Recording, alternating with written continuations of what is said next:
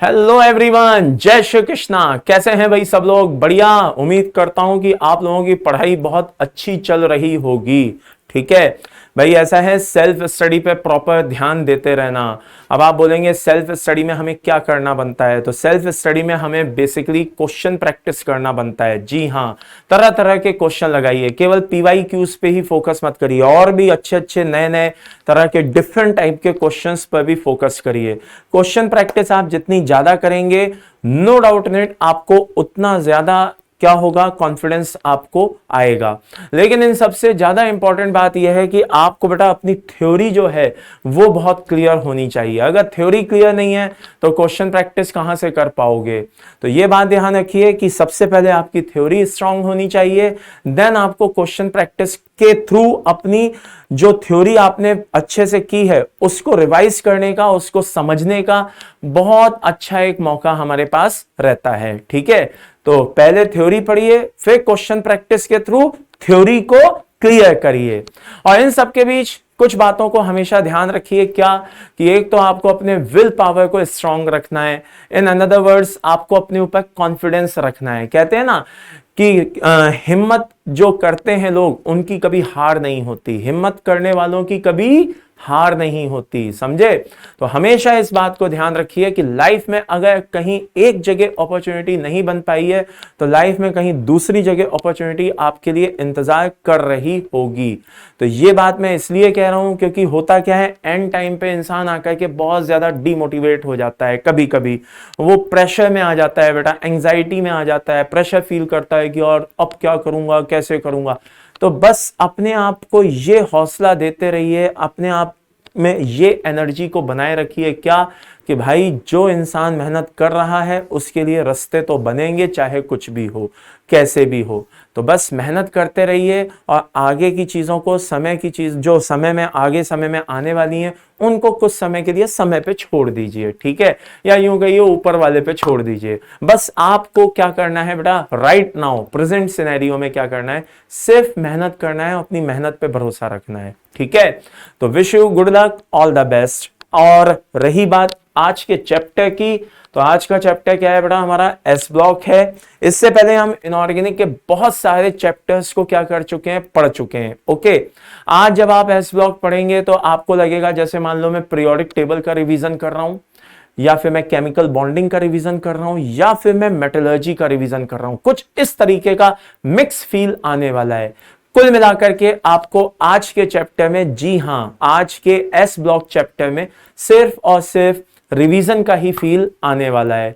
ठीक है, बहुत छोटा सा चैप्टर है, ज्यादा समय नहीं लूंगा आपका। ठीक है, अभी आराम से हंसते खेलते ये फिनिश हो जाएगा। ओके, तो आइए शुरू करते हैं बेटा एस ब्लॉक। ठीक है, सबसे पहले क्वेश्चन बनता है बेटा, ध्यान से सुन लीजिएगा। क्वेश्चन बनता है क्या कि भाई कितने ग्रुप्स होते हैं? तो ध्यान रखिए भाई, दो ग्रुप होते हैं, फर्स्ट ए ग्रुप होता है, सेकंड ए ग्रुप होता है।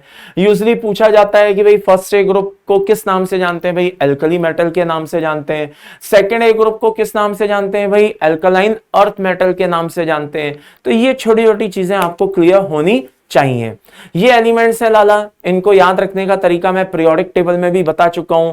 हे लीना की रब से फरियाद, और ये है बेटा मांगे कार स्कूटर बाप राजी लाइक दैट। ठीक है, और ये अपना कॉन्फ़िगरेशन है। फर्स्ट ए ग्रुप का होता है NS1 और सेकंड ए ग्रुप का होता है बेटा NS2। ठीक है, नाउ नेक्स्ट एक क्वेश्चन आता है क्या कि भाई टोटल नंबर ऑफ एलिमेंट्स बताइए इन एस ब्लॉक।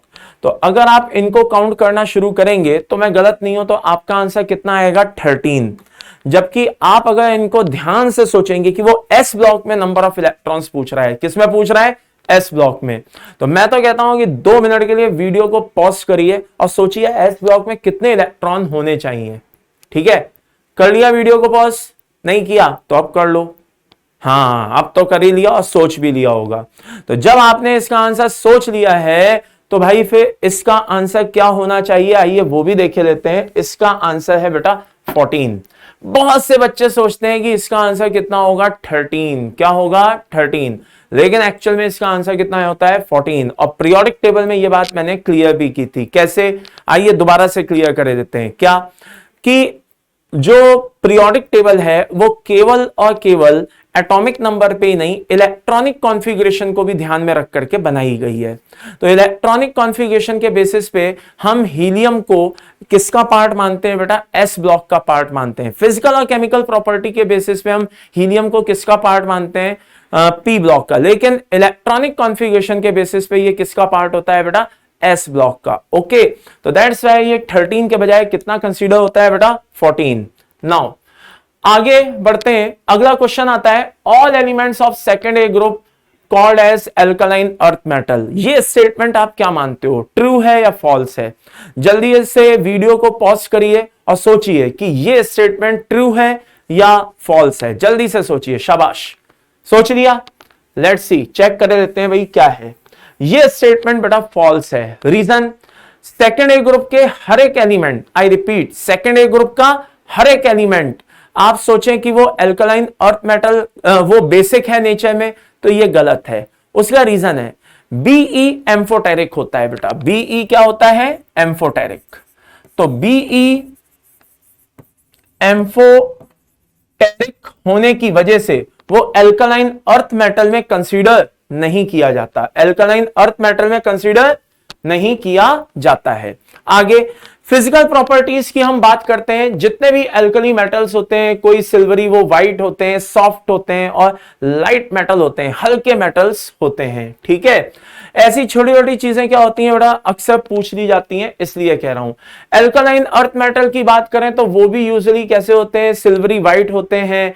अगर लक्ष्य मतलब होता है कैसे कि अगर सरफेस को काट दिया जाए तो जहां से कट किया है हमने सरफेस को, वो शाइनिंग वाली सरफेस होती है, रिलेटिवली थोड़े से सॉफ्ट होते हैं। ठीक है ना, लेकिन आप कह सकते हैं हार्डर देन एल्कली मेटल्स। एक बात ध्यान रखना, क्या कि पीरियोडिक टेबल में जो चीज लेफ्ट टू राइट जाने पे इंक्रीज हो रही है, वो चीज डाउन द ग्रुप जाने पे क्या होगी बेटा?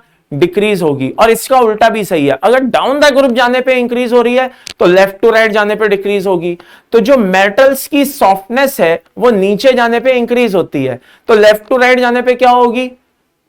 लेफ्ट टू राइट जाने पे क्या होगी? डिक्रीज होगी। यस और नो? तो अगर सॉफ्टनेस इंक्रीज हो रही है नीचे जाने पे, इसका मतलब मैं कह सकता हूं कि लेफ्ट टू राइट जाने पे सॉफ्टनेस डिक्रीज हो रही है या हार्डनेस इंक्रीज हो रही है। तो भैया सेकेंड ए ग्रुप के जो मेटल्स होते हैं वो कैसे होते हैं? एल्कली मेटल के कंपैरिजन में क्या होते हैं बेटा? ज्यादा हार्ड होते हैं। अच्छा, beryllium magnesium appear to be कैसे होते हैं? समवॉट ग्रेश, ग्रेश कलर के होते हैं। कैसे? बेरिलियम और मैग्नीशियम। वैसे तो सब सिल्वरी व्हाइट होते हैं, लेकिन बेरिलियम जो होते हैं और मैग्नीशियम जो होते हैं वो कुछ ग्रेश कलर के होते हैं। ओके, आगे रेडियस की बात करें भाई, नीचे जाने पे इंक्रीज होना चाहिए, कोई समस्या नहीं है। आयनाइजेशन एंथैल्पी की बात करें तो यहां पर क्या हो रहा है बेटा? ड्यान रखना, जस्ट ए सेकंड। हाँ, यहां पर तो कोई समस्या नहीं है फर्स्ट ए ग्रुप में, लेकिन सेकंड ए ग्रुप में समस्या होती है। और याद करो, पीरियोडिक टेबल में बता चुका हूं, due to Z effect. Z effect के चलते यहां पे आयनाइजेशन एनर्जी के ऑर्डर में थोड़ा सा क्या आ जाता है बेटा? चेंज आ जाता है। अगला आता है बेटा हाइड्रेशन एंथैल्पी। क्या आता है? Hydration enthalpy. तो हाइड्रेशन एंथैल्पी की बात की जाए, नीचे जाने पे क्या हो रहा है? डिक्रीज हो रही है। यहां पे भी कोई समस्या नहीं है। डेंसिटी में क्या है बेटा? डेंसिटी में ध्यान रखिए, पोटेशियम और सोडियम में, पोटेशियम और सोडियम में थोड़ा सा डेंसिटी में क्या आता है? एक्सेप्शनल केस आता है। कहते हैं कि नीचे जाने पे क्या होता है, जैसे डेंसिटी का अगर मैं फॉर्मूला कंसीडर करूं तो D इक्वल टू होता है, just a second, D equal to होता है बेटा M अपॉन V, करेक्ट? तो D इक्वल टू होता है बेटा M अपॉन V। तो अब जरा आप इसमें ठंडे दिमाग से सोचिए कि नीचे जाने पे अगर मास इंक्रीज हो रहा है तो डेंसिटी भी इंक्रीज होगी। लेकिन सोडियम पोटेशियम के केस में क्या होता है कि सोडियम से पोटेशियम जाते समय वॉल्यूम तेजी से इंक्रीज हो जाता है। तो जब पोटेशियम का वॉल्यूम तेजी से इंक्रीज होता है तो उसकी डेंसिटी में क्या आ जाती है? कमी आ जाती है, जिसके चलते वो एक्सेप्शनल केस है। तो जो एक्सेप्शनल केस है वो मैंने बॉक्स बना दिया है, आप समझ जाएंगे। इसी तरह से सेकेंड ए ग्रुप में भी एक्सेप्शनल केस है।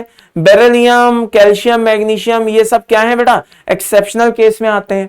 बेरिलियम में आप कह सकते हैं कि बहुत ही स्मॉल साइज होने की वजह से उसकी डेंसिटी क्या हो जाती है?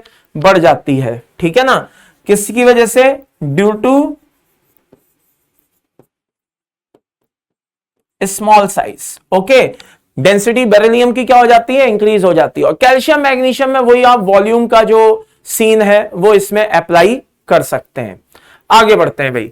अब बात आती है बेटा मेल्टिंग पॉइंट और बॉइलिंग पॉइंट की। किसकी बात आती है, मेल्टिंग पॉइंट और बॉइलिंग पॉइंट की। मेल्टिंग पॉइंट बॉइलिंग पॉइंट बहुत ज्यादा इंपॉर्टेंट नहीं होते हैं। उसका रीजन है या तो ट्रेंड नॉर्मल ट्रेंड नहीं होते हैं, बहुत ज्यादा इर्रेगुलरिटी होती है। तो एक बात ध्यान रखिएगा कि जो चीजें जितनी ज्यादा इर्रेगुलर होती हैं, यानी कि जितनी ज्यादा डेटाबेस होती हैं, हमेशा ध्यान रखिए मेंस हो एडवांस हो उनमें उनके आने के जो चांसेस होते हैं ना बेटा वो बहुत कम होते हैं। तो ये बात ध्यान रखिए, इसमें ये प्रॉब्लम रहती है। अब बात आती है बेटा रिड्यूसिंग नेचर की। तो रिड्यूसिंग नेचर में लाला वैसे तो नीचे जाने पे रिड्यूसिंग नेचर क्या होता है, इंक्रीज होता है, लेकिन लिथियम एक्सेप्शनली सबसे ज्यादा होता है। तो लिथियम के अगर हम रिड्यूसिंग नेचर की बात करें तो लिथियम सबसे हाईएस्ट होता है due to high hydration energy. Small size and high hydration energy के चलते लिथियम का क्या होता है बेटा, रिड्यूसिंग नेचर बहुत ज्यादा होता है। इसके बाद बात आती है, ये पॉइंट भी बहुत इंपॉर्टेंट है, पॉइंट नंबर 8। जैसे पोटेशियम, रूबिडियम, सीजियम ये फोटो इलेक्ट्रिक सेल में यूज होते हैं यूजुअली, ठीक है। और लिथियम का जो यूज होता है बेटा वो केमिकल सेल में यूज होता है, इलेक्ट्रोकेमिकल सेल में यूज होता है। आगे इलेक्ट्रोपॉजिटिव कैरेक्टर भाई नीचे जाने पे इंक्रीज हो रहे हैं, इलेक्ट्रॉन देने की नेचर इंक्रीज हो रही है, मेटेलिक कैरेक्टर इंक्रीज हो रहे हैं, नॉर्मल सी बात है। ज्यादातर जो इनके क्रिस्टलाइन स्ट्रक्चर्स होते हैं एस ब्लॉक के जो भी एलिमेंट्स हैं उनके कैसे होते हैं बेटा, बीसीसी टाइप के होते हैं, बॉडी सेंटर्ड क्यूबिक टाइप के इनके स्ट्रक्चर्स रहते हैं। आगे बढ़ते हैं। ये मैंने आपके लिए कुछ इंफॉर्मेशन दी है, ये छोटी छोटी बातें हैं जो आपको पता होनी चाहिए, very very important. Hydrogen gaseous element है एस ब्लॉक में, लिक्विड एलिमेंट में अगर हम बात करें तो सीजियम फ्रांशियम है।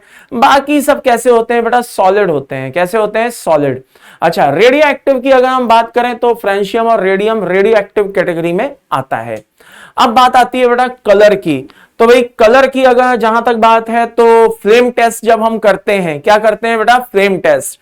तो फ्लेम टेस्ट में क्या होता है, लिथियम फ्लेम में crimson red, sodium golden yellow, potassium pale violet, rubidium red violet और सीजियम ब्लू कलर देता है, ये फिक्स है।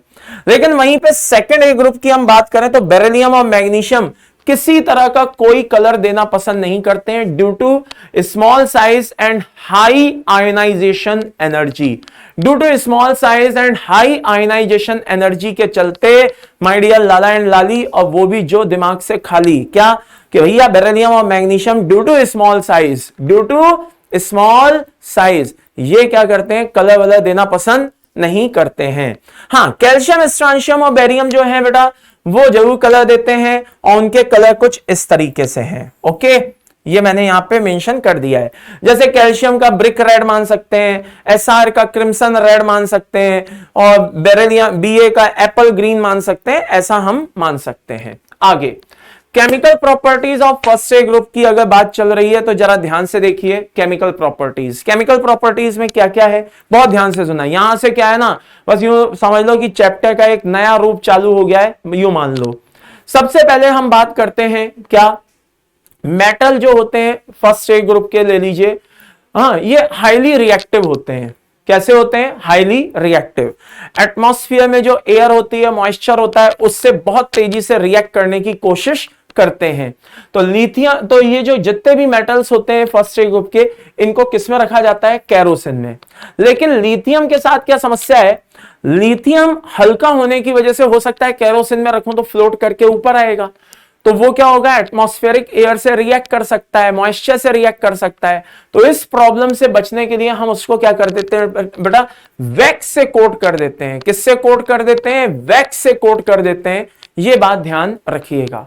आगे बात आती है ऑक्सीडेशन स्टेट की। तो यूजुअली फर्स्ट ए ग्रुप के जो एलिमेंट्स होते हैं वो +1 ऑक्सीडेशन, और सेकेंड ए ग्रुप के जो एलिमेंट्स होते हैं वो +2 ऑक्सीडेशन स्टेट शो करते हैं। अब इसमें ध्यान रखना, हाइड्रोजन जो होता है वो -1 +1 दोनों ऑक्सीडेशन शो करता है। -1 वो मेटल के साथ और +1 वो नॉन मेटल के साथ। -1 किसके साथ बेटा, मेटल, और +1 किसके साथ, नॉन मेटल के साथ शो करता है। अब एक सबसे इंपॉर्टेंट पार्ट आता है, क्या, ध्यान से सुनिएगा, reaction. Reaction with oxygen. Oxygen से जब हम रिएक्ट करते हैं तो फर्स्ट ए ग्रुप के जो मेटल्स होते हैं बेटा, ये फर्स्ट ए ग्रुप के मेटल्स क्या करते हैं, यूजुअली ध्यान से सुनना, कई तरह के ऑक्साइड बनाते हैं, नॉर्मल ऑक्साइड, पर ऑक्साइड, सुपर ऑक्साइड, कई तरह के ऑक्साइड बनाते हैं। लेकिन इसमें सबसे इंपॉर्टेंट बात देखने वाली क्या है कि जो सुपर ऑक्साइड है वो केवल और केवल यही 3 मेटल हैं जिनके पास ये टैलेंट है कि वो ये सुपर ऑक्साइड बना सकें।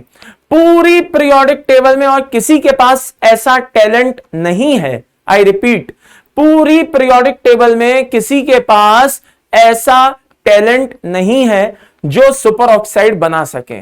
ठीक है, तो ये 3 मेटल हैं जो सुपर ऑक्साइड बनाने में कैपेबल हैं। अब बात आती है बेटा नाइट्रोजन से रिएक्शन की। तो ध्यान रखिए, जो लिथियम होता है अपनी एनसीईआरटी बुक के अकॉर्डिंग, ध्यान से सुनना, अभी पूरी कहानी समझाऊंगा कि मैंने ऐसा यहां पे क्यों लिखा। एनसीईआरटी के अकॉर्डिंग जो अपनी बुक है उसके अकॉर्डिंग, केवल और केवल बोर्ड बुक के अकॉर्डिंग, लिथियम नाइट्राइड ही नेचर में एग्जिस्ट करता है। जी हां, केवल और केवल लिथियम नाइट्राइड ही है जो नेचर में एग्जिस्ट करता है। इसके अलावा फर्स्ट ए ग्रुप में सोडियम पोटेशियम कोई नहीं करता। लेकिन ये हमारे बुक के अकॉर्डिंग है। रियल लाइफ में देखा जाए तो भाई सोडियम और पोटेशियम भी एग्जिस्ट तो करते हैं, लेकिन हमें उनको कंसीडर करके नहीं चलना है। क्यों नहीं चलना है? क्योंकि हमारी बोर्ड बुक कहती है कि भाई सिर्फ लिथियम नाइट्राइड ही पॉसिबल है। तो बोर्ड बुक ही हमारे लिए भैया सर्वोपरि है, अंतिम सत्य है, हमें उसके बाहर इधर उधर नहीं भटकना है। ओके, चलिए आगे बढ़ते हैं। क्वेश्चन आता है बेटा, what is the oxidation state of potassium in CO2। जल्दी से वीडियो को पॉज करिए और सोचिए कि CO2 में पोटेशियम की ऑक्सीडेशन स्टेट क्या हो सकती है। जल्दी जल्दी जल्दी जल्दी, शाबाश। तो आई थिंक इतनी देर में आपने सोच दिया होगा। आइए डिस्कस करते हैं। CO2 की जो बात है, तो CO2 को बेटा तोड़ के देखो तो CO2 ऐसे टूटेगा, K+ और O2-। तो इसका मतलब यह हुआ कि पोटेशियम कितनी ऑक्सीडेशन शो करता है बेटा, +1।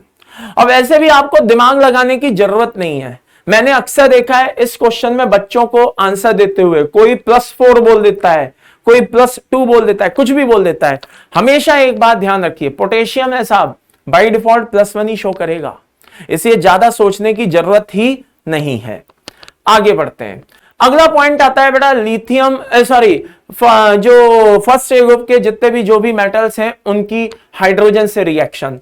बेटा नॉर्मली क्या बनाना चाहिए, हाइड्राइड बनाते हैं, हाइड्राइड ही बनता है, मेटल हाइड्राइड। आयनिक तो होते हैं, साथ में बेसिक भी होते हैं। नेचर वाइज कैसे होते हैं बेटा, बेसिक भी होते हैं। जी हां, हाइड्राइड जो होते हैं, मेटल हाइड्राइड, आयनिक तो होते ही होते हैं। आई रिपीट, आयनिक तो होते ही होते हैं, साथ में नेचर वाइज कैसे होते हैं, बेसिक भी होते हैं।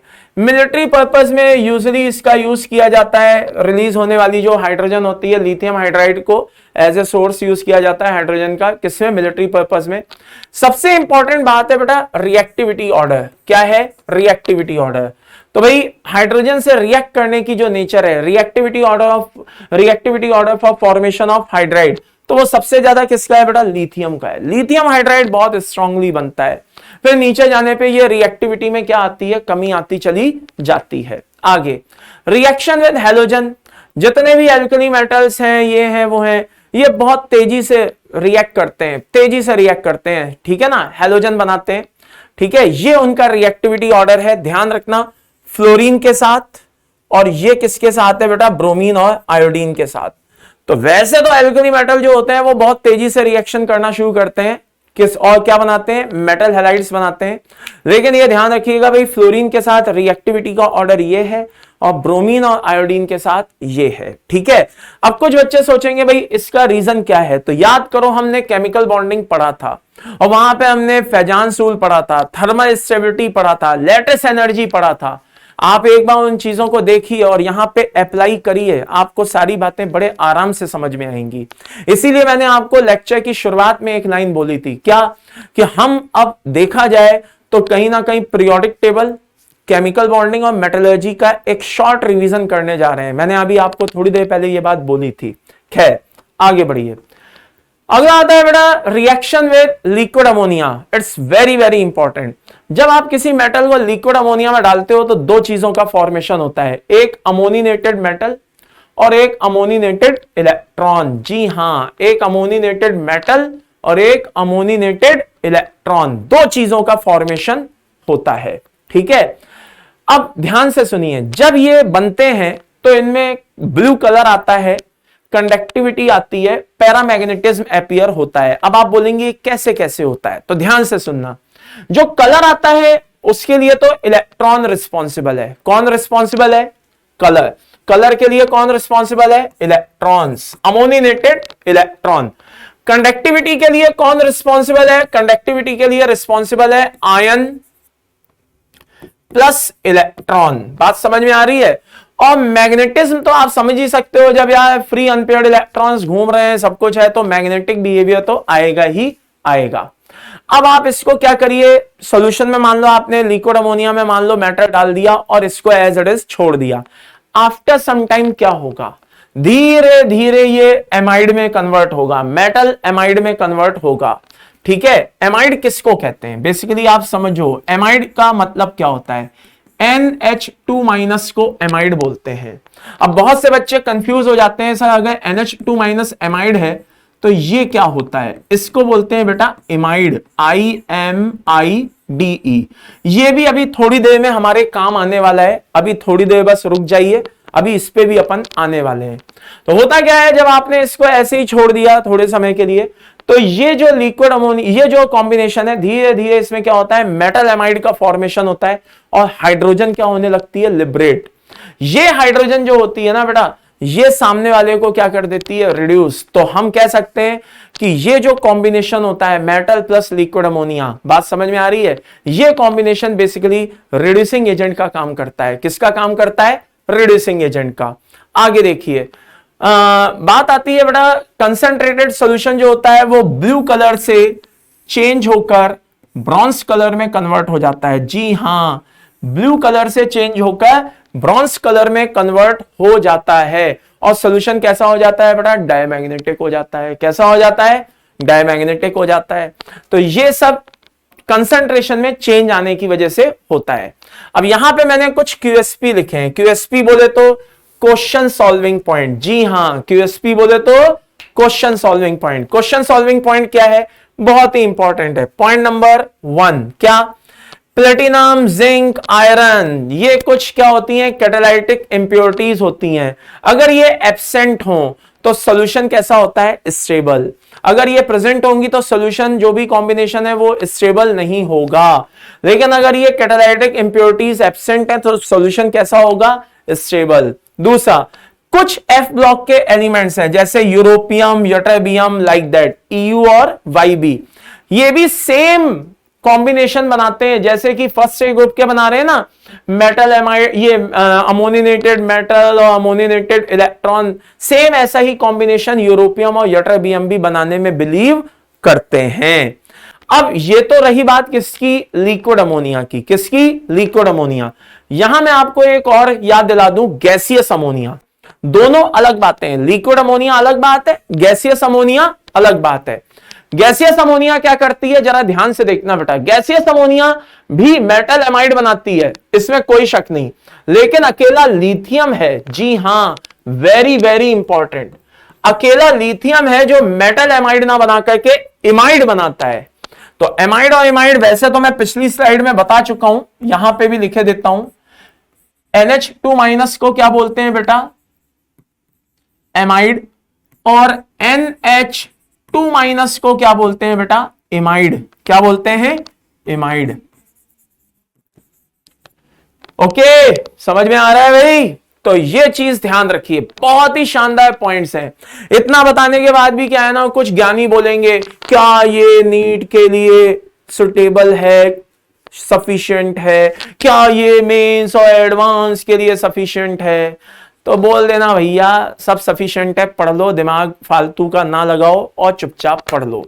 इतने शानदार पॉइंट्स हैं बेटा अभी तक जो बता चुका हूं, इनके बाहर से, दिस इज माई प्रॉमिस, मेरा आपसे वादा है, एक क्वेश्चन भी इनके बाहर से नहीं मिलेगा।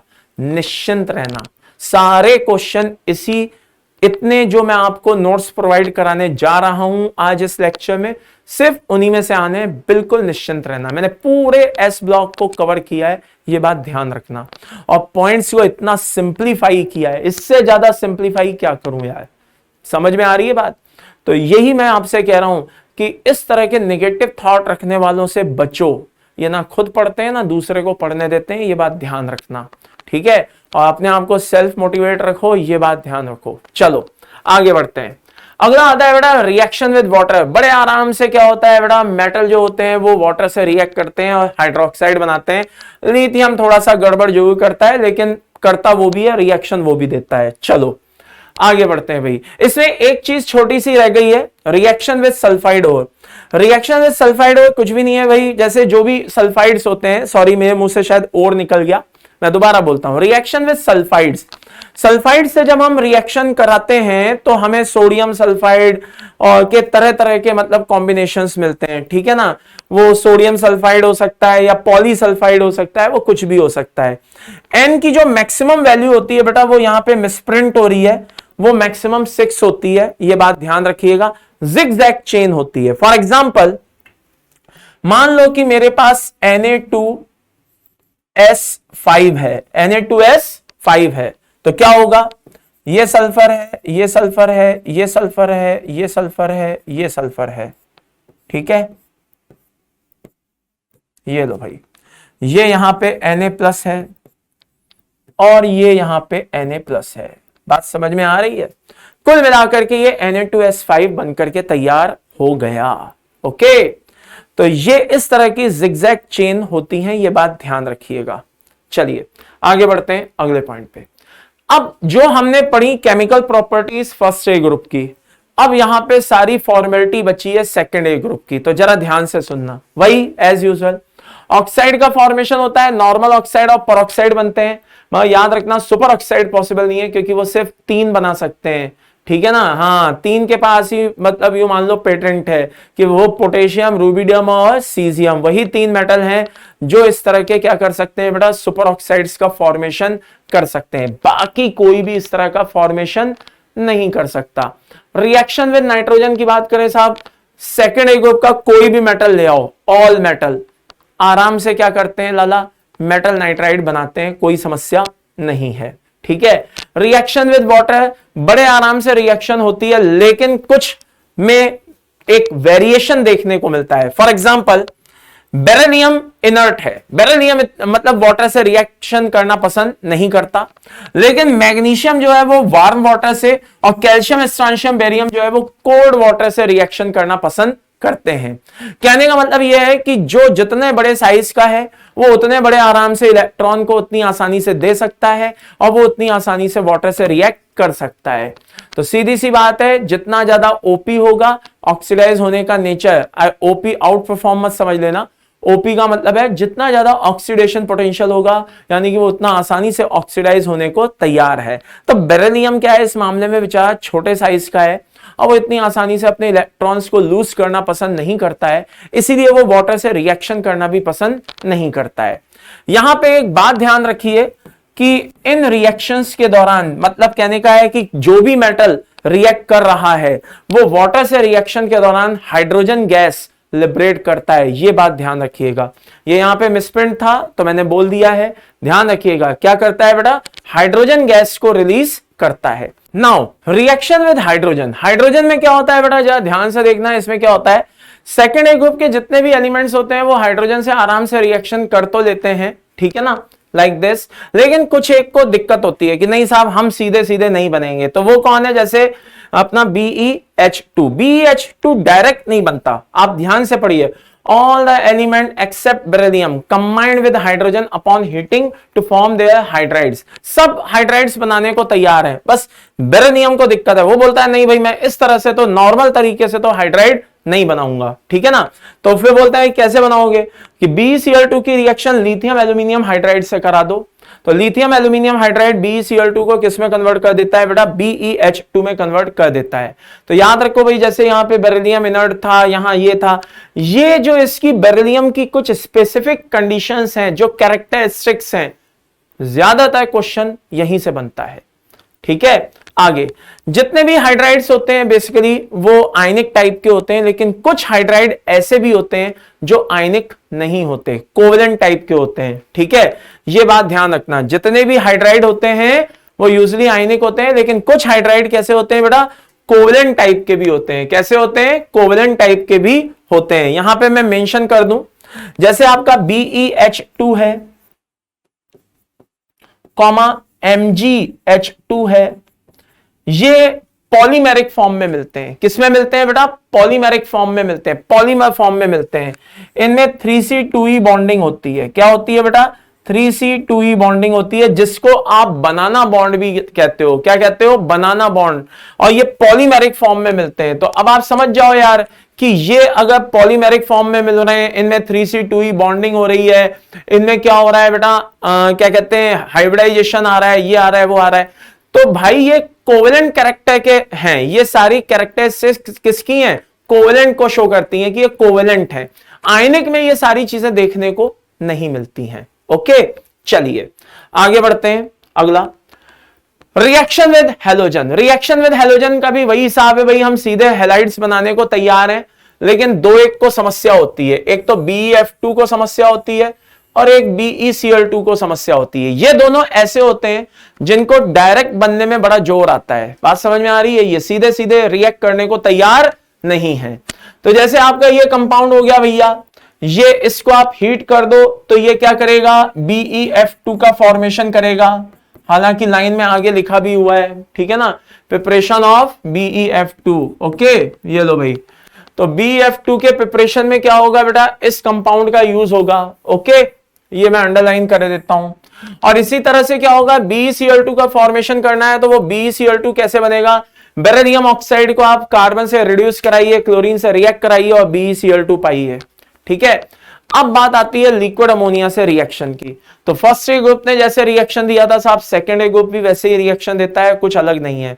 वही ब्लू कलर हो जाता है, कंसंट्रेशन बढ़ाओगे तो ब्रॉन्ज हो जाता है, सब कुछ वही है, नथिंग इज न्यू। ओके, आगे बढ़ते हैं।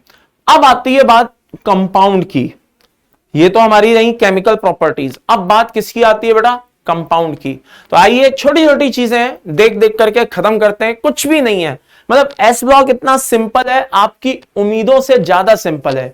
मतलब लिटरली आपने सोचा नहीं होगा कि एस ब्लॉक इतना सिंपल हो सकता है, उससे ज्यादा सिंपल है। कैसे? आइए, सोडियम ऑक्साइड बनाना है, लिमिटेड सप्लाई ऑफ एयर लाइए। क्या लाइए? लिमिटेड सप्लाई ऑफ एयर या ऑक्सीजन लाइए, सोडियम ऑक्साइड बनाइए। लेकिन अगर एक्सेस में लाओगे, किस में लाओगे? एक्सेस में लाओगे तो सोडियम परऑक्साइड बनाओगे। लिमिटेड सप्लाई लाओगे तो सोडियम ऑक्साइड बनाओगे, एक्सेस में लाओगे तो सोडियम परऑक्साइड बनाओगे। बात समझ में आ रही है? प्रॉपर्टीज क्या है? वही व्हाइट कलर का कंपाउंड होता है, ये इंपॉर्टेंट है प्रॉपर्टी। ऐसी चीजें ध्यान रखो कि सोडियम ऑक्साइड को अगर आप हीट करोगे तो ऑन हीटिंग परऑक्साइड देता है, साथ में सोडियम निकालता है। ऐसी चीजें पूछे जाती हैं, ये हलवा चीजें हैं। कौन नहीं जानता कि सोडियम ऑक्साइड हाइड्रोलाइज होने पे ये बनाएगा? सबको पता है, नथिंग इज न्यू, सबको पता है ये। आगे बढ़िए। अब आता है बेटा Na2O2 की प्रिपरेशन। अभी अभी थोड़ी देर पहले बता करके चुका हूं कि भाई लिमिटेड सप्लाई लाओगे तो ऑक्साइड बनाओगे, एक्सेस में लाओगे तो परऑक्साइड बनाओगे।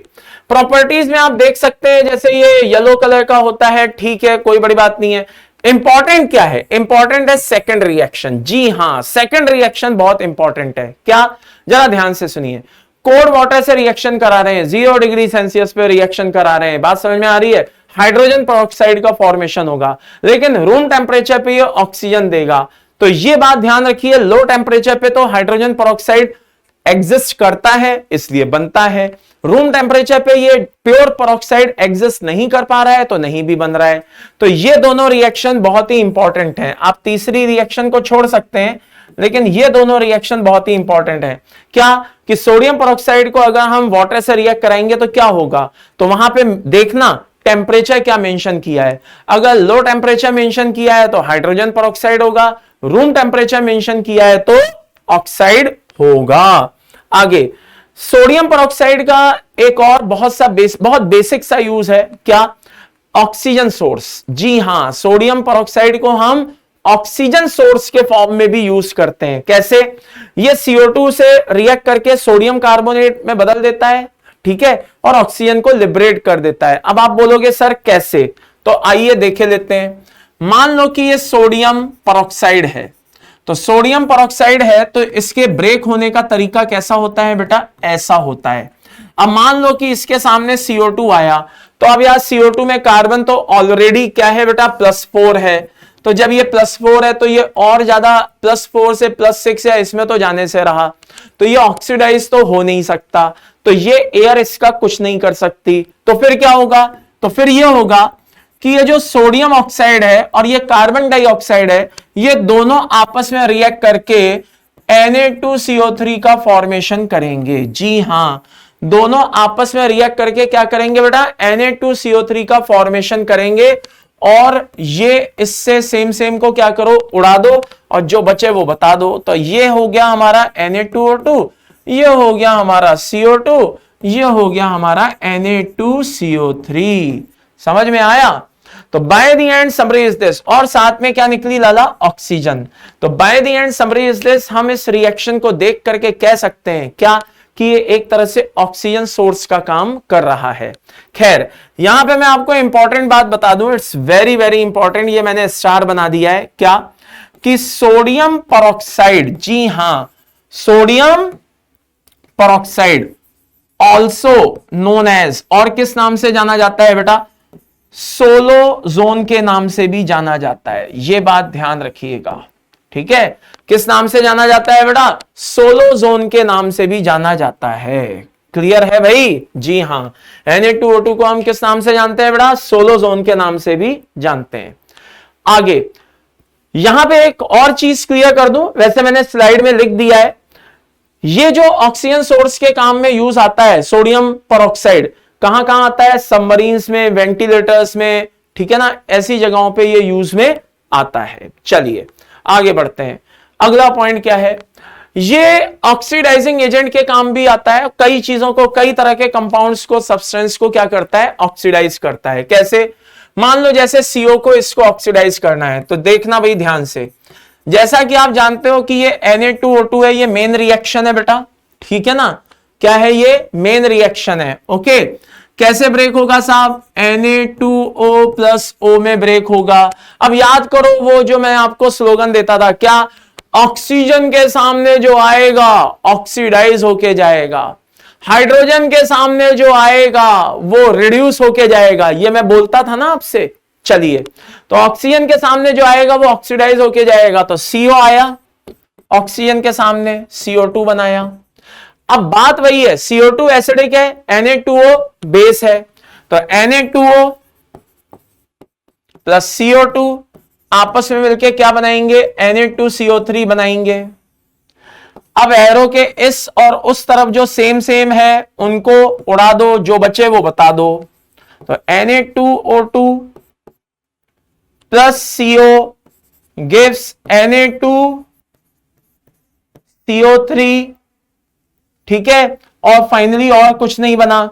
तो अब आप देख लो, इस और इस रिएक्शन को मैच करा लो। तो अब ये मत कहना कि रिएक्शन रटने की चीज होती है, मैकेनिज्म को फॉलो करिए विद लॉजिक। सोडियम पेरोक्साइड है साहब, ब्रेक होता है, सबको पता है इस तरह से ब्रेक होगा। सबको पता है कि CO CO2 में बदल सकता है, सबको पता है कि CO2 एसिडिक होता है, Na2O बेस होता है, तो एसिड बेस रिएक्शन हो गई। क्या मैंने नया किया, बस आपको अपने ऊपर कॉन्फिडेंस रखना है कि मुझे रिएक्शंस को डायरेक्ट नहीं रटना है, मुझे उन चीजों को समझना है। तो आप मैकेनिज्म को फॉलो करेंगे, कभी भी दिक्कत नहीं होगी। बच्चे क्या करते हैं, इस तरह की रिएक्शन को रटते हैं, अच्छा 2 अमोनिया, अच्छा 3 Na2O2, अच्छा 6 NaOH, ऐसे बच्चे इन सब चीजों को क्या करते हैं बेटा, रटते हैं। मैं कहता हूं क्यों रटते हो, जरा इधर ध्यान से देखो, बहुत ध्यान से देखना। Na2O2 है, देगा Na2O + O, नंबर 1, बात समझ में आ गई। आगे ये जो O है, ये अमोनिया को क्या करेगा बेटा, ओके, रिएक्ट करेगा अमोनिया से, और किस में बदल देगा, N2 + 3H2O में। ये लीजिए। अब आप बोलेंगे सर देखो एक बात तो समस्या है ना सर, एक बात तो रटना ही पड़ेगा ना सर, हमें कैसे पता चलेगा सर यहाँ पे 2 अमोनिया लेना है कि 3 ऑक्सीजन लेना है, ये तो सर हमारे लिए दिक्कत की बात है ना सर, ये वो फलाना डिमाका। अरे मैं कहता हूं बिल्कुल नहीं, आपको बिल्कुल समझ में आएगा। कैसे, आइए बताता हूं, देखिए। 2 मिनट के लिए मान लीजिए कि यहां पे 1 अमोनिया है और ये 1 ऑक्सीजन है। ऑक्सीजन आया है तो यहां से वाटर लेने आया है ना, ऑक्सीजन आया है तो यहां से हाइड्रोजन लेकर के वाटर बनेगा ना, हाँ बनेगा सर। तो भाई वाटर में कितने हाइड्रोजन होते हैं? 2। यहां पे कितने हाइड्रोजन है? 3। तो एक हाइड्रोजन को बोल देगा तुम रहो यहां पे, मैं बाकी को लेके चला? नहीं, ऐसा नहीं। वो क्या करेगा, आ जाओ भाई सब हाइड्रोजन आ जाओ। तो 2 हाइड्रोजन तो आ जाएंगे, तीसरा बोलेगा मैं अकेला कैसे आऊं, मुझे तो एक और हाइड्रोजन की जरूरत है। तो बोलेगा देख भाई ठहर मैं बताऊं, तू एक काम कर, तू अपने जैसा एक और अमोनिया ला। बोले अच्छा ठीक है, ले आया। अब क्या हुआ, देख भाई अब तू 6 हाइड्रोजन हो गया कि हाँ हो गया। अब इससे मिलकर के मैं 3 H2O बना सकता हूं। तो अमोनिया बोलेगा भाई तू अकेला थोड़ी ना बना लेगा, मुझे भी तो चाहिए 3 ऑक्सीजन, तू तो एक अकेला ही है, 2 और कहां से लाएगा? बोलेगा अपन पहली रिएक्शन को क्या करेंगे, मल्टीप्लाई कराए देते हैं 3 से, तो अब हम 3 ऑक्सीजन हो गए। तो इसे कहते हैं रिएक्शन को बैलेंस करना। ऐसे नहीं होता कि अगर एक अमोनिया है तो डायरेक्ट 4-5 अमोनिया ले लिए, नहीं, स्टेप बाय स्टेप रिएक्शन को बैलेंस करके देखा जाता है। एक अमोनिया से बात नहीं बन रही है, 2 लीजिए, 2 से बात नहीं बन रही है, 3 लीजिए। रिएक्शन को बैलेंस करके देखा जाता है, ये नहीं कि हाँ ठीक है अच्छा एक से नहीं बन रही चलो सीधे 4 ले लो, 5 ले लो, 6 ले लो, बट थोड़ी ना रहे हैं अमोनिया मुफ्त में। समझ में आ रही है बात? ये बात ध्यान रखिए। आगे अब हुआ क्या, वो H2O बन गया। अब बच्चों को क्या करना है, आगे ये रिएक्शन होगी या नहीं होगी, कैसे लॉजिक लगाएं? Very simple. थोड़ी देर पहले मैंने पढ़ाया था कि यहां पे Na2O और ये H2O ये दोनों आपस में रिएक्ट करके NaOH बनाते हैं। तो इतना तो कॉमन सेंस लगाना पड़ेगा कि रिएक्शन के उस तरफ, आई रिपीट, रिएक्शन के उस तरफ Na2O भी बन रहा है और H2O भी, तो वो दोनों आपस में रिएक्ट करके क्या करेंगे बेटा, NaOH बनाएंगे। तो ये आपका हो गया Na2O और वो हो गया आपका HOH, हाइड्रोलाइज होकर के क्या बनाएगा, 2 mole of NaOH, 2 mole of NaOH। अब कॉमन सेंस का यूज करिए, Na2O कितने हैं, 3, वो 3 सबके साथ हैं, है ना। Na2O कितने हैं, 3, HOH कितने हैं, 3। तो भैया इस रिएक्शन को क्या करो, 3 से मल्टीप्लाई करो। किससे मल्टीप्लाई करो, 3 से मल्टीप्लाई करो और फाइनली इसको पैक करो। तो अब एरो के इस और उस तरफ जो भी मेन है उनसे रिएक्ट करो। Na2O उड़ा, O से O उड़ा, और आपके क्या कहते हैं वाटर से वाटर उड़ा, सब उड़ाओ, जो है सेम सबको उड़ाओ। अब यहां पे आप देखेंगे कि Na2O2 है प्लस 2 अमोनिया है, ठीक है, और Na2O2 कितने हैं लाला, एक्चुअल में एक नहीं है, वो 3 सबके साथ है। तो यहां पे कितने हैं, 3, और क्या बनेगा बेटा, ये 6 NaOH बन गया, 6 NaOH, और प्लस क्या बन गया बेटा, N2 बन गया, खत्म। तो ये देख लीजिए रिएक्शन सेम, बात समझ में आई? चलिए आगे, Na2CO3 ये क्रॉस गलती से लगा हुआ है बेटा, ये यहां पे क्या है, डॉट है एक्चुअल में, ठीक है। अगला जो कंपाउंड आता है वो कौन आता है, Na2CO3 dot 10H2, washing soda बोला जाता है, और ये सॉल्वे प्रोसेस के थ्रू बनाया जाता है। तो ये पूछा जाता है सॉल्वे प्रोसेस के थ्रू किसको बनाया जाता है, बता दो भाई, वॉशिंग सोडा को बनाया जाता है, नंबर 1। नंबर 2, एक बहुत ही इंपॉर्टेंट बात बोल दूं यहां पे, जो इंडस्ट्रियल मेथड होते हैं, जो कॉमर्शियल मेथड होते हैं, या जो लेबोरेटरी मेथड होते हैं, या जो नेम रिएक्शन होती हैं, ये बहुत ही इंपॉर्टेंट होती हैं। इनमें से डायरेक्ट क्वेश्चन पूछे जाते हैं, तो ये ध्यान रखिए, बहुत ही इंपॉर्टेंट है। आइए जरा देखते हैं।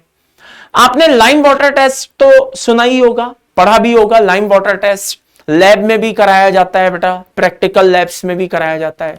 लाइम वाटर टेस्ट में क्या होता है, लाइम वाटर टेस्ट में हम कैल्शियम हाइड्रोक्साइड लेते हैं, जिसमें हम CO2 को पास कराते हैं, और वहां पे कैल्शियम कार्बोनेट का फॉर्मेशन होता है। कुछ याद आया, CaOH होल ट्वाइस को लेते हैं, CO2 से रिएक्ट कराते हैं और कैल्शियम कार्बोनेट बनाते हैं। क्लियर है? आगे लंबे समय तक CO2 को पास कराते रहें तो वही कैल्शियम कार्बोनेट बाई कार्बोनेट में कन्वर्ट हो जाता है। कुछ याद आया? सेम रिएक्शन यहां पे भी लगानी है। क्या, अमोनिया और H2O मिलकर के अमोनियम हाइड्रोक्साइड कहलाएंगे। अमोनिया और H2O मिलकर के, समझाने का तरीका बता रहा हूं, याद रखने का, अमोनिया और H2O मिलकर अमोनियम हाइड्रोक्साइड है, अब अमोनियम हाइड्रोक्साइड CO2 से रिएक्ट करेगा तो वहां पे क्या बनता था, कैल्शियम हाइड्रोक्साइड और CO2 रिएक्ट करके क्या बनाता था, कैल्शियम कार्बोनेट। यहां पे अमोनियम हाइड्रोक्साइड और CO2 मिलकर के क्या करेगा, अमोनियम कार्बोनेट बनाएगा। फिर लंबे समय तक CO2 को पास कराओगे तो ammonium carbonate ammonium by carbonate बनाएगा। अमोनियम बाई कार्बोनेट को NaCl से रिएक्ट कराओगे तो फाइनली यहां पे क्या बनेगा, सोडियम बाई कार्बोनेट बनेगा।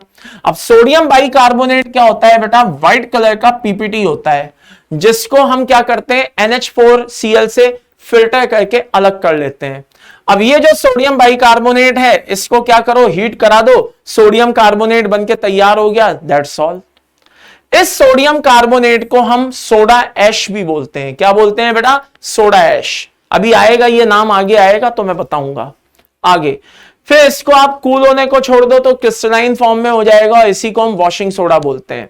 तो Na2CO3.10H2O को हम वॉशिंग सोडा और अकेले Na2CO3 को हम सोडा ऐश के नाम से जानते हैं। अब ये कैल्शियम हाइड्रोक्साइड है और ये अमोनियम क्लोराइड है। तो कैल्शियम हाइड्रोक्साइड जो है बेटा वो इस अमोनियम क्लोराइड के साथ मिलकर के फाइनली क्या बना लेगा भाई, ये बना लेगा। अब आप बोलेंगे सर इस रिएक्शन की क्या जरूरत थी, बहुत ज्यादा जरूरत है। क्या, जरा ध्यान से सुनना। सेकंड स्टेप, इस स्टेप में अमोनियम क्लोराइड बना था, हम नहीं चाहते कि ये बेकार जाए, हम नहीं चाहते कि ये मतलब बेकार यूजलेस हो जाए हमारे लिए। तो हमने क्या किया, अमोनियम क्लोराइड की रिएक्शन कैल्शियम हाइड्रोक्साइड से कराई और हमने इसको वापस से अमोनियम हाइड्रोक्साइड या अमोनिया प्लस H2O में बदल दिया। अब ये अमोनिया आगे जाकर के वापस से रिसाइकल हो जाता है, वापस से यूज में आ जाता है। तो यहां पे अमोनियम क्लोराइड से रिएक्शन कराना, अमोनियम क्लोराइड की कैल्शियम हाइड्रोक्साइड से रिएक्शन कराना बनता है, जरूरी है। आगे चलते हैं। अब बात आती है बेटा प्रॉपर्टीज की। तो जैसा कि मैंने आपको अभी अभी थोड़ी देर पहले बताया, क्या वही सोडियम कार्बोनेट एक व्हाइट क्रिस्टलाइन कंपाउंड है, ठीक है ना, और 10H2O मॉलिक्यूल होते हैं, वही सब जो वहां पे लिखा है वो यहां पे भी लिखा है। और फाइनली हीट करने पे फाइनली सोडियम कार्बोनेट बनता है जिसको सोडा ऐश बोलते हैं। तो Na2CO3.10H2O वॉशिंग सोडा और अकेला Na2CO3 सोडा ऐश कहलाता है, करेक्ट। आगे सॉफ्टनिंग, वाटर सॉफ्टनिंग में यूज होता है। यूजेस जो हैं बेटा बिना कहे पढ़ के जाइए, हाँ मुझे कहना ना पड़े, आप बिना कहे पढ़ के जाइए। तो यूजेस में क्या होता है बेटा, वाटर सॉफ्टनिंग में होता है, लॉन्ड्रिंग में होता है, क्लीनिंग में होता है, इन सब में होता है, ठीक है ना, इन सब में इसका यूज होता है। चलिए आगे, K2CO3 जो होता है can not be prepared by Solvay process, why. मन में एक क्वेश्चन आता है कि आखिरकार K2CO3 जो है वो सॉल्वे प्रोसेस से क्यों नहीं बनाया जा सकता। जल्दी से मुझे सोच के आंसर करो, आपका आंसर मुझे मैसेज में दिखाई देना चाहिए। जल्दी जल्दी जल्दी, शाबाश। वीडियो को पॉज करिए और जल्दी से सोचिए। सोच लिया भाई, चलो। K2CO3 जो है उसको हम नहीं बना सकते, किसके थ्रू, सॉल्वे मेथड के थ्रू। जैसे वॉशिंग सोडा को बना सकते हैं वैसे इसको नहीं बना सकते। क्यों, जवाब सीधा सा है, जरा इधर आइए। इसके लिए हमें इस स्लाइड पे वापस आना पड़ेगा। यहां पे इस मेथड में, इस स्टेप में आपको सोडियम बाइकार्बोनेट बनते हुए दिखाई दे रहा है। आप इसको अमोनियम क्लोराइड से सेपरेट कर सकते हो। क्यों, क्योंकि ये पीपीटी है, इनसॉल्युबल है।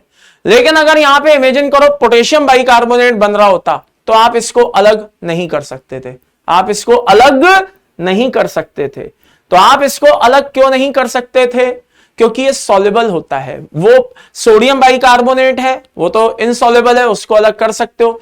पोटेशियम बाइकार्बोनेट कैसा होता है बेटा, सॉल्युबल होता है और उसको अलग नहीं किया जा सकता। तो this is the main reason. Okay, potassium bicarbonate is soluble in water and cannot be separated from ammonium chloride, that's all। चलिए अगला आता है कास्टिक सोडा, जिसे NaOH के नाम से भी जानते हैं, ठीक है। NaOH भी कहते हैं, caustic soda sodium hydroxide. Okay, आइए अब इसका क्या है सीन वो भी देख लीजिए। हम क्या करेंगे बेटा, मेनली सोडियम क्लोराइड को लेंगे। किसको लेंगे, सोडियम क्लोराइड को। कास्टा कैरनल सेल का यूज किया जाता है। सोडियम क्लोराइड का क्या किया जाता है बेटा, इलेक्ट्रोलाइसिस किया जाता है। इलेक्ट्रोलाइसिस करने पे जैसा कि आपको पता है कि सोडियम जो कैटायन है वो कैथोड पे और एनायन एनोड पे जाकर के लिबरेट हो जाता है। तो कैथोड पे कौन जाएगा, सोडियम जाएगा। अब बात यह है कि जो सोडियम जो कैथोड पे गया तो बेसिकली जो कैथोड होता है, आई रिपीट, जो कैथोड होता है वो मरकरी का बना हुआ होता है। तो अब अगर कैथोड लाला मरकरी का बना हुआ है तो वो वहां पे जाके सोडियम अमलगम बना लेता है। कैथोड अगर Hg का बना हुआ है, मरकरी का बना हुआ है, तो वो वहां पे जाकर के क्या बना लेता है, अमलगम बना लेता है। अब इस अमलगम को हम क्या करते हैं, सोडियम अमलगम को वाटर से रिएक्ट कराते हैं, तो फाइनली NaOH बनकर के तैयार हो जाता है। Hg और हाइड्रोजन सब क्या हो जाती हैं, लिबरेट हो जाती हैं। भाई Hg की तो वैसे भी नेचर नहीं होती वाटर से रिएक्ट करने की, तो Hg और हाइड्रोजन क्या हो जाती हैं, लिबरेट हो जाती हैं और NaOH बनकर के तैयार हो जाता है। That's all. तो sodium hydroxide basically white colour का होता है, ट्रांसल्यूसेंट सॉलिड होता है, ठीक है ना। ये सारी चीजें आपको पता होनी चाहिए। वाटर सॉल्युबल होता है, स्ट्रॉन्ग एल्कली सॉल्यूशन देता है, ठीक है ना। और सबसे इंपॉर्टेंट बात, डेलिकेसेंट होता है, मॉइस्चर को एब्जॉर्ब करने वाला। चलिए आगे बढ़ते हैं। ये यूजेस हैं भाई, बिना कहे पढ़ के जाइए, इंतजार मत करिए कि सर बोलेंगे तो याद करेंगे, नहीं, ये यूजेस हैं, मैं इसमें कुछ नहीं कर सकता, आपको याद करके जाना है तो जाना है। चलिए अगला आता है बेटा सोडियम बाइकार्बोनेट, बोले तो बेकिंग सोडा, वेरी सिंपल, ठीक है ना। सोडियम कार्बोनेट को CO2 से रिएक्ट कराओ इन एक्वस मीडियम, क्या होगा भाई, बाइकार्बोनेट बनेगा। That's all. माइल्ड एंटीसेप्टिक होता है फॉर स्किन इन्फेक्शन, ये पता होना चाहिए, और फायर एक्सटिंग्विशर में यूज होता है, ये पता होना चाहिए। चलिए अब आगे आगे क्या भाई, कैल्शियम ऑक्साइड।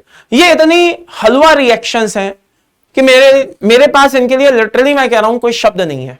कहने का मतलब है आप एक एक लाइन पढ़ करके देखिए। बच्चे क्या करते हैं ना, रिएक्शन देख करके घबरा जाते हैं, बेसिकली परेशान हो जाते हैं, और इतनी सारी रिएक्शन कौन याद करेगा, ये वो फलाना ढिमाका।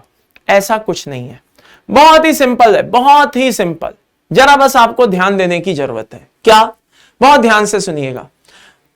कैल्शियम ऑक्साइड को बनाना है, जिसे आप क्विक लाइम भी कहते हैं। कैसे बनाएंगे साहब, वेरी सिंपल, लाइम स्टोन को हीट कर दीजिए, खत्म। अब इसमें बताओ क्या बताऊं और क्या याद करोगे इसमें तुम लोग।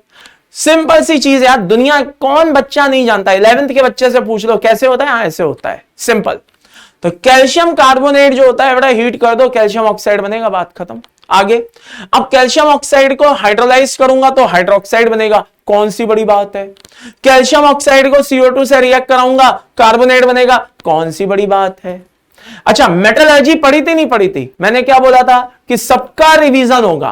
Chemical bonding, periodic table, metallurgy, होगा नहीं होगा। आओ देखो, एक हमने उसमें लक्स फ्लड कंसेप्ट पढ़ा था, अगर याद हो, ऑक्साइड आयन देने वाला बेस, ऑक्साइड आयन लेने वाला एसिड, बताया था। कैल्शियम ऑक्साइड SiO2 से रिएक्ट करके CaSiO3 बनाता है, कैल्शियम सिलिकेट, याद करो। सीमेंट फॉर्मेशन में यूज होता है। P4O10 से रिएक्ट करके कैल्शियम फॉस्फेट बनाता है। थॉमस स्लैग, याद आया कुछ, जो फर्टिलाइजर में यूज होता है। सारी बातें मेटलर्जी में बताई हुई हैं, वेरी सिंपल। ये इसके कुछ यूजेस हैं इंपॉर्टेंट, इनको देख करके जाइएगा भाई। आगे बढ़ते हैं। अगला आता है कैल्शियम हाइड्रोक्साइड। अब यार कैल्शियम हाइड्रोक्साइड, कैल्शियम ऑक्साइड को हाइड्रोलाइज करा दो तो कैल्शियम हाइड्रोक्साइड बनेगा। अभी पिछली स्लाइड पे पढ़ के आए हैं, क्या नया बता दूं इसमें। आगे चलिए, कैल्शियम हाइड्रोक्साइड की CO2 से रिएक्शन कराऊंगा, कार्बोनेट बनेगा। एक्सेस ऑफ CO2 से रिएक्शन कराऊंगा, बाइकार्बोनेट बनेगा। इसी को लाइम वाटर टेस्ट बोलते हैं, अगर याद हो तो। बस यही लाइम वाटर टेस्ट होता है, this one. Carbon lime water को CO2 से रिएक्ट कराया, कार्बोनेट को CO2 से और एक्सेस में रिएक्ट कराया तो बाइकार्बोनेट। पता कैसे चलता है, कार्बोनेट आने पर क्या होगा, व्हाइट कलर PPT अपीयर होगा, लेकिन एक्सेस ऑफ CO2 पास कराने पे ये व्हाइट कलर PPT डिसअपीयर हो जाएगा, क्योंकि बाइकार्बोनेट बन जाएगा, और बाइकार्बोनेट सॉल्युबल होता है। अब बहुत से बच्चे होते हैं सर सॉल्युबल होता है, पूछेंगे किस में सॉल्युबल होता है, तो भाई साहब हम इनऑर्गेनिक पढ़ रहे हैं, हमारे लिए सॉल्वेंट के नाम पर H2O ही होता है। हम H2O को ही मान करके सॉल्युबल और इनसॉल्युबल बात करते हैं, ठीक है। तो ये वाटर सॉल्युबल होता है, PPT क्या हो जाएगा, डिसअपीयर हो जाएगा। ये रिएक्शन बहुत इंपॉर्टेंट होती है। लाइम वाटर की रिएक्शन, कैल्शियम हाइड्रोक्साइड की रिएक्शन क्या करें, क्लोरीन से करा दें, ब्लीचिंग पाउडर बनकर के तैयार हो जाएगा। ब्लीच करने के काम आता है, ब्लीचिंग पाउडर ब्लीचिंग एजेंट के फॉर्म में यूज होता है। आगे, ये यूजेस याद रखें भाई, इट्स वेरी वेरी इंपॉर्टेंट, ठीक है ना, चलते चलाते इनको पढ़ के जाएं। आगे बात आती है कैल्शियम कार्बोनेट। तो कैल्शियम कार्बोनेट कैसे बनता है? वही साहब, कैल्शियम ऑक्साइड और CO2 को रिएक्ट कराओ, कैल्शियम कार्बोनेट बनेगा, ठीक है ना। और ये ऐसे बनता है, मतलब ये तरीके हैं कैल्शियम कार्बोनेट्स को बनाने के लिए। हीट करने पे क्या देता है, ये शायद हम तीसरी चौथी बार देखने जा रहे होंगे विद इन 5 मिनट्स। 5 मिनट के अंदर अंदर तीसरी चौथी बार ये रिएक्शन देख रहा हूं मैं। HCl से रिएक्ट कराओगे साहब, आयन एक्सचेंज होगा, क्या बनेगा? दिस बनेगा, कुछ भी नहीं है, वेरी सिंपल। अगर आपको लगता है ये रिएक्शन कैसे होती है तो आइए मैं उसको बता देता हूं।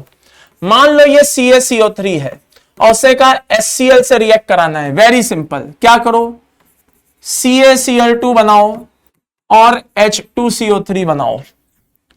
आगे H2CO3 बनेगा तो ब्रेक होगा किसमें? H2O प्लस CO2 में, दैट्स ऑल। अब आप क्या करो, सेम को उड़ा दो, जो बचे वो बता दो।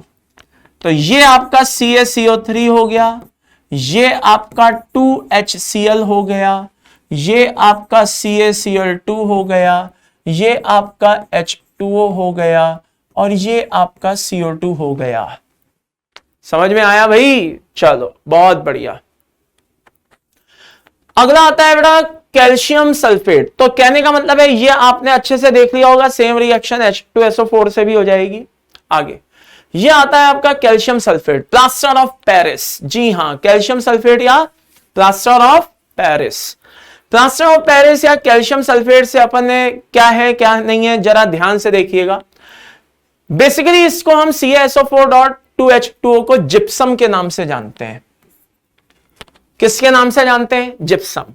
जब हम इसको हीट करते हैं तो यह कहलाता है POP, बोले तो plaster of Paris.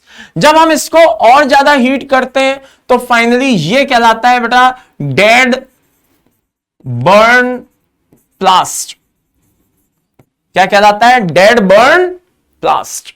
And finally ये हीट करने पे क्या करता है बेटा? कैल्शियम ऑक्साइड और SO3 दे देता है। चलिए ठीक है, आगे देखिए भाई, ये आता है आपका फाइनली सीमेंट। क्या आता है लाला? सीमेंट। जी हां, सीमेंट क्या है? सीमेंट में क्या कॉम्बिनेशन है, उसमें क्या क्या पाया जाता है, यूजुअली ये चीजें पूछी जाती हैं।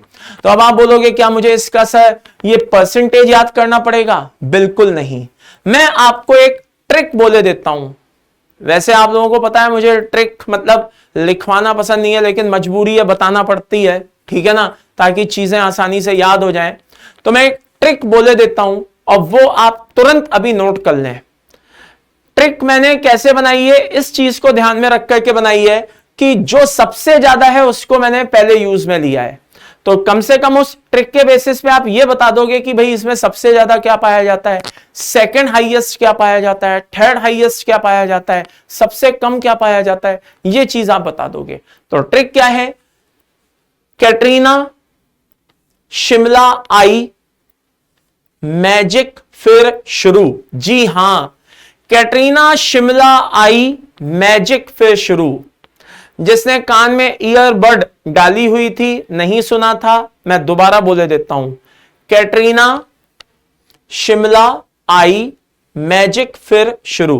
तो अब आपसे कभी कोई पूछे भाई सबसे ज्यादा कौन है, अरे भाई कैल्शियम ऑक्साइड है। सबसे कम कौन है भैया? SO3 है।